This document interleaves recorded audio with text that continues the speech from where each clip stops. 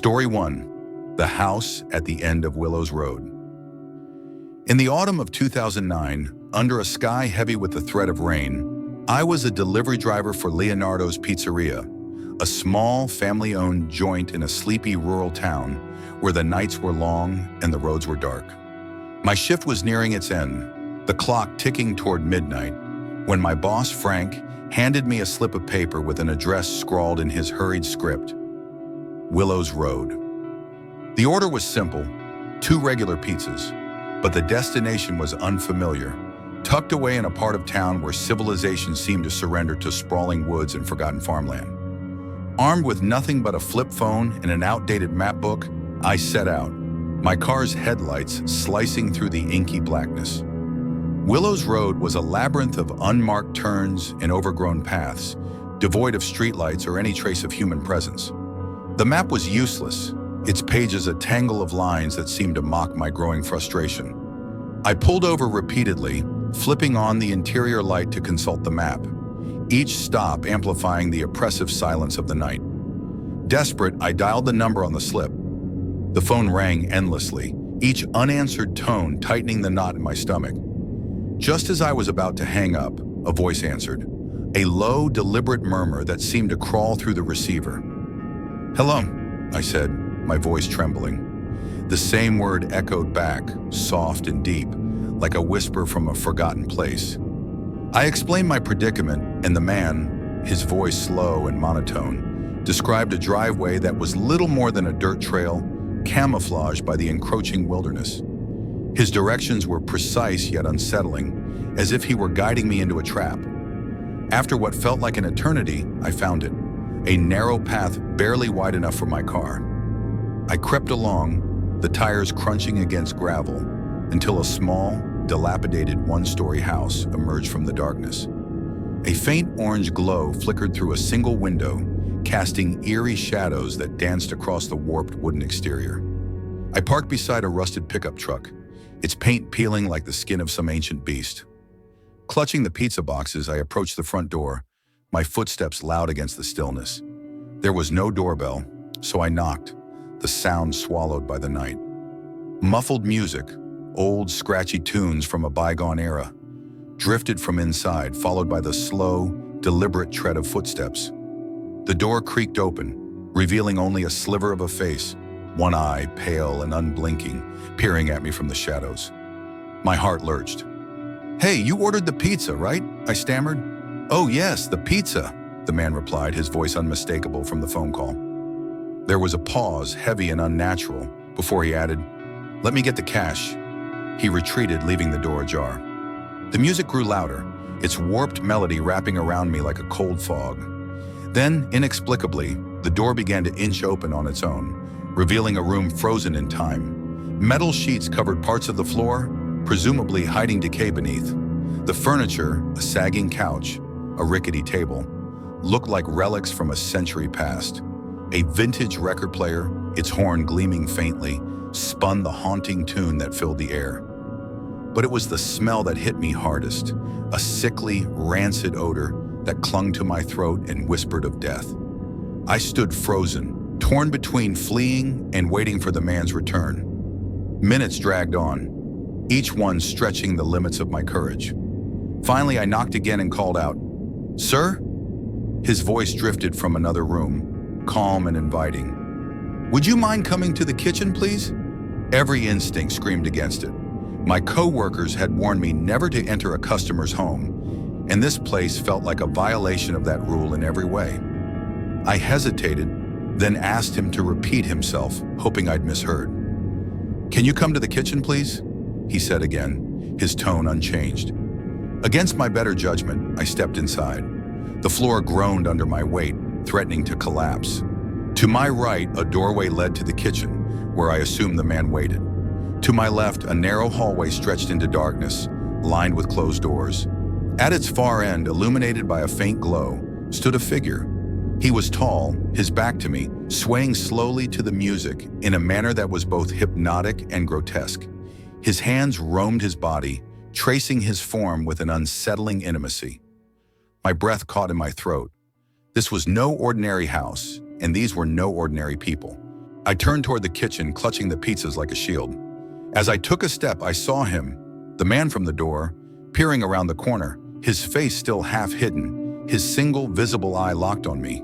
Fear surged through me, a primal urge to run. "Do you have the cash?" I asked, my voice barely above a whisper. He didn't answer. Instead, a low guttural giggle escaped him, soft yet piercing. Then, without warning, he bellowed, "Randall!" The name echoed through the house, sharp and commanding, shattering the eerie calm. That was it. I turned and bolted, my eyes darting to the hallway as I passed. The dancing figure was no longer moving. He stood still, facing me, his features obscured by shadow but his gaze palpable. I flung open the front door, slamming it behind me, and sprinted to my car, the pizzas still in hand. I threw them into the passenger seat and started the engine, my hands shaking. As I backed up, I glanced at the house. The door was wide open again, a black void against the faint orange glow. My heart pounded as I imagined them stepping out, pursuing me into the night. I sped down the dirt path, the car rattling over uneven ground. When I reached the pizzeria, I called Frank, my voice trembling as I recounted the ordeal. He wasn't angry, only concerned, and the other drivers laughed nervously when I shared the story, though I could see the unease in their eyes. To them, it was a bizarre anecdote. To me, it was a descent into something unnatural, a place where time and reality seemed to fray at the edges. I never entered a customer's home again, and the memory of that man's eye, watching, always watching, haunts my dreams to this day. Story 2: The Watcher in the Bushes. At 20 years old, I was a bicycle delivery driver for Jimmy John's in Newark, Delaware, a quiet college town that came alive when the University of Delaware students returned each fall and spring. It was late April, the air thick with the scent of blooming flowers and the distant hum of frat parties. My shifts ran from 7 p.m. to 2 a.m., catering to the late-night cravings of drunken undergrads. The job was grueling but lucrative, the tips piling up as the nights grew chaotic. On this particular Tuesday, or perhaps Wednesday, I was counting down the minutes to the end of my shift, exhausted and ready to collapse into bed. Just as 2 a.m. loomed, a final order came in. I groaned, knowing I was next in line to take it. The address was familiar, a street I'd delivered to countless times, so I hopped on my bike and pedaled into the night, the cool air stinging my face. Newark's streets were a maze of narrow roads and bustling avenues during college season, but bicycles were faster than cars in the crowded chaos. I reached the house in under 10 minutes, a modest 2-story rental typical of student housing. I knocked loudly on the door, the sound echoing in the stillness. No answer. I knocked again, harder, my irritation mounting. Still nothing. Frustrated, I pulled out my phone to call the number on the receipt. It rang and rang, each unanswered tone fueling my annoyance. I was about to call the store and report a no-show when a faint rustling broke the silence. It came from across the street, where a row of overgrown bushes lined a neighbor's yard. I dismissed it as the wind, but curiosity, or perhaps instinct, compelled me to look. What I saw sent a chill down my spine. A dark figure crouched among the bushes, motionless, watching me. I couldn't make out a face, but I felt the weight of their gaze, predatory and unyielding. My heart raced, but I forced myself to stay calm. I knocked on the door again, louder, pretending I hadn't noticed the figure. No response. Panic began to creep in, my mind racing with possibilities. Was this a prank? A trap? I glanced at the bushes again, and the figure was still there, unmoving, their presence a silent threat. I pounded on the door, determined to get someone's attention. After what felt like an eternity, the door swung open, revealing a bleary-eyed student, his voice thick with annoyance. "What?" I explained the order, but he insisted he hadn't placed it. "Probably my roommate," he muttered, rubbing his eyes. To my dismay, he said his roommate was upstairs, passed out drunk. He shuffled off to fetch him, leaving me alone on the porch. The rustling came again, closer this time. I stole a glance and saw the figure had moved, now crouched behind a nearer bush, their eyes glinting in the dim streetlight. My fear intensified, a primal urge to flee battling my need to complete the delivery and protect my bike. my lifeline for this job. The roommate returned, grumbling that his friend's door was locked and he wouldn't answer. I was at my breaking point. "Can you just sign for it?" I pleaded, desperate to leave. He hesitated, noting there was no tip included, but I insisted, my voice trembling. He signed and I thrust the order into his hands, muttering a quick thank you as he closed the door. I turned to my bike, my hands fumbling with the lock. Then I heard it, a sudden, violent rustling, followed by the sound of footsteps charging toward me. I whipped around and saw the figure sprinting across the street. A man in jeans, boots, and a black hoodie, his face obscured by what looked like a mask. In his hand, something glinted. A knife, I was almost certain. Adrenaline surged through me. I couldn't turn my bike around in time, and the surrounding streets were dead ends. My only hope was a nearby bike trail, unlit and treacherous, but familiar.